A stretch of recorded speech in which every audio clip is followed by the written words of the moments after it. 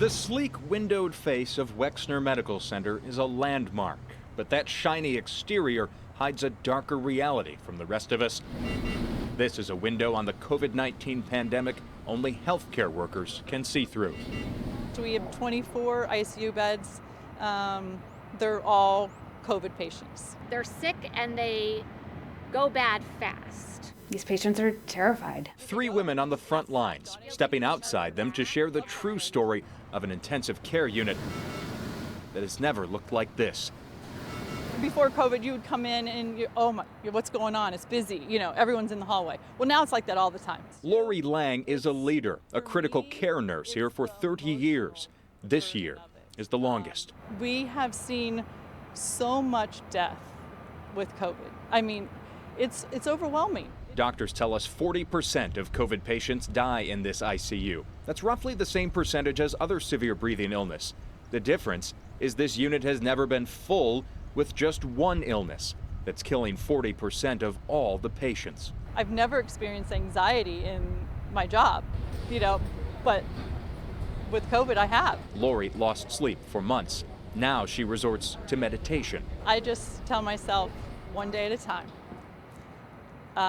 Sometimes 1 hour at a time, and sometimes in the ICU when someone is coding and it's all hands on deck, it's 1 minute at a time.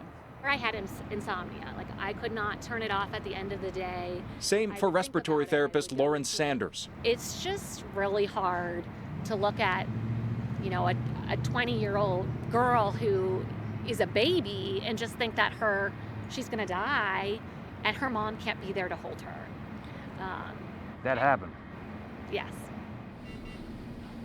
Because these COVID units are all locked down, Lauren and Lori are thrust into the role of family. So my last patient who was dying had his daughter on FaceTime so she could say her goodbyes. I just feel sad.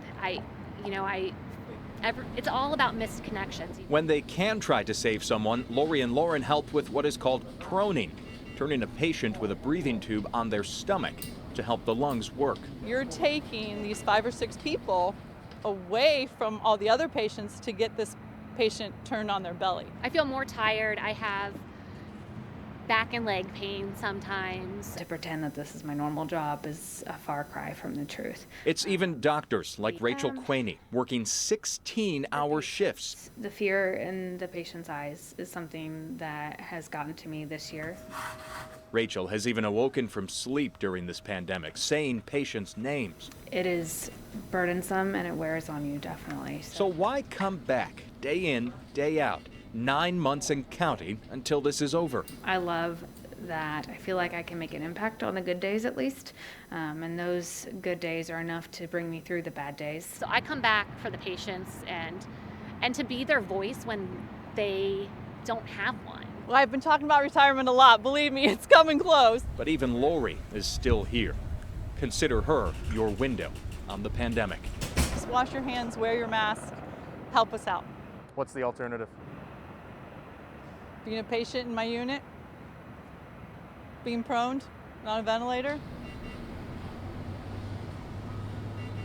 Jeff Reddick, ABC 6 News.